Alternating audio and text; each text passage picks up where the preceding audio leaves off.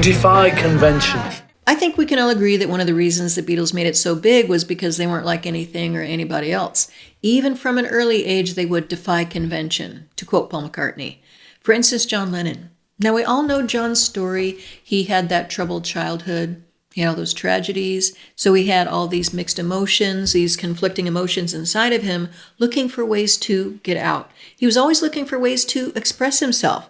Now, a lot of the times they would come out in very creative, productive ways, but then there were other times when they would come out in not so productive ways, maybe even self-destructive ways. But this was John. He was going to do things his way. He was going to challenge authority. He was going to rebel just for rebellion's sake. He didn't want anybody telling him what to do.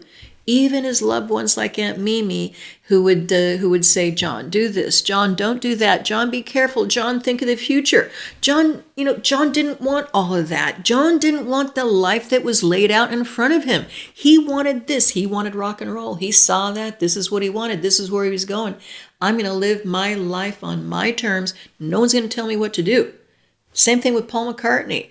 As a kid, he hated people telling him what to do, but he wouldn't be so defiant, like in your face, as John would be. Paul would be a lot more diplomatic, a lot more charming, and he would maybe, go around the side or kind of going around the corner or maybe behind your back in order to get his way. This was Paul. And we all saw in the Man on the Run documentary where, in the 70s during the Wings era, Paul said that when people would come up to him and say, oh, you can't do that, oh, it's not going to work out, Paul said that he would get into his fuck you mode and he would say, I'm going to do it anyway, and I'm going to show you. So this is what I think, John and Paul had in common, because they challenged authority. They were defiant. They were going to show the world. They were going to do things their way. They didn't want the life that was laid out in front of them. And they also wanted to show each other. They were going to say, I'm going to show you. No, I'm going to show you. No, I'm going to show you. This was that creative tension, that creative friction that made that fire, that made the Beatles. Now, what about George Harrison? Well, according to Paul McCartney, George Harrison was a cocky kid.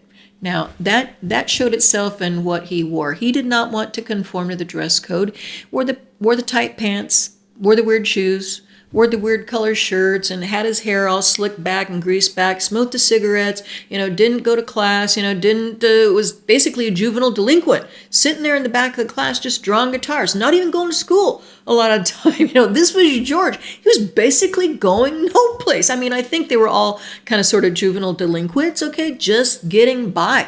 Even Paul McCartney. I think Paul was the best of them. Of course, I think he tried harder in school. Okay, he did okay in school, but that was the front.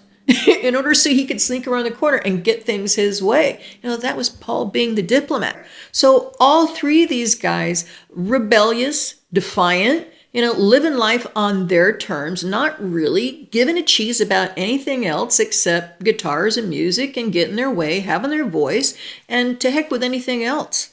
And they thought that being defiant was pretty cool. They were the cool kids back then. Now, Ringo was the coolest of them all because, he already had the stage name. Richie had the stage name Ringo Starr, and he wore all the rings and he had the car. But I think that Ringo, as a kid, he was the most defiant, the most rebellious of them all, because as a kid, that Grim Reaper came knocking on his door many times, and Ringo had to say, fuck off, Grim Reaper, many times. So I think Ringo, was the most rebellious, the most kick-ass of them all. That's Ringo. So you got to know that when they all go to Hamburg, they must have been in heaven there, because there were no rules there in Hamburg, except for a curfew. And it's in this place where there are no rules, but with plenty of unconventional influences and experiences where they flourish and mature. And then they go back to Liverpool and they have Brian Epstein there, and and they have to conform a little bit. They have to wear the clothes, etc. But even Paul shows his defiance by not showing up on time. This is Paul. He's just going to do what he wants to do, even though he wants to wear the suit. Like they all want to wear the suit, they all want the record deal. Paul's just going to show a little defiance his own way. Maybe he was in his fuck you moment when he didn't show up, but he was going to be very clean, by the way.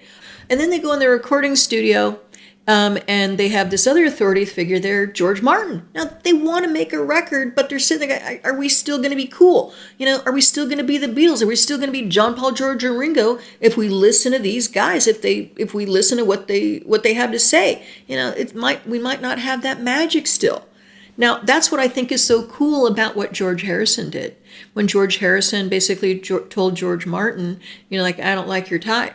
This was to remind everybody, hey, we're in charge, man. We're still the Beatles, and we don't give a cheese. We're the cool kids over here. I don't know who you think you are, but we're in charge. We're John, Paul, George, and Ringo.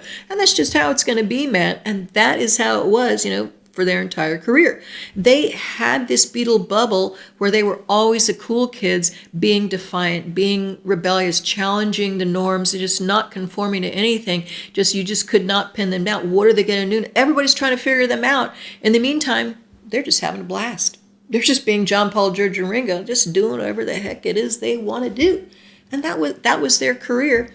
And I also think that was, probably had to be difficult for them because they would create a trend, or they would create a norm or a new convention, say for instance, like either Rubber Soul or Sgt. Pepper, and they would have to create something different because everybody would say, oh, everybody else would go into this new convention and where everybody thinks, oh, we're cool now, or we're all doing the same thing. And then they would say, no, we're going to move on. So they're always having to move and change and evolve in order to be different, in order to remain relevant. I don't think that they meant to do that. I think that was just who they were. And this was, whenever they said that we got bored, this is, I think, what they meant. So they were always, driving everybody crazy. Like, what are they doing? What are they up to? When they were just, being themselves, they were just being different.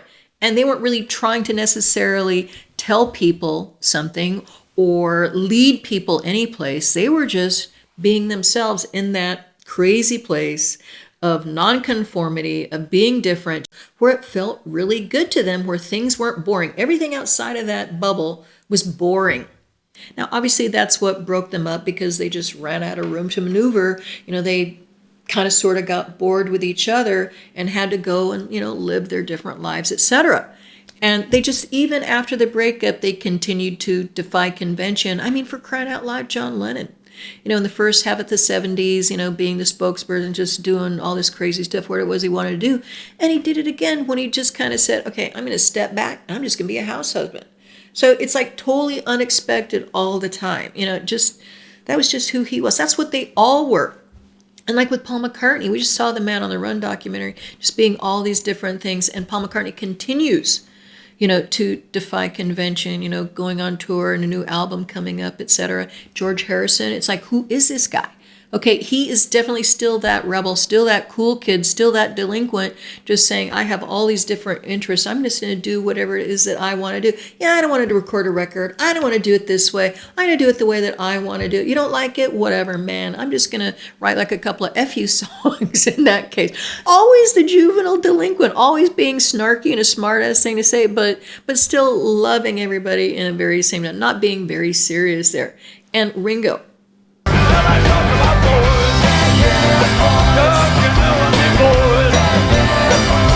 Still, basically, telling that guy who knocked on the door to like, fuck you all the time.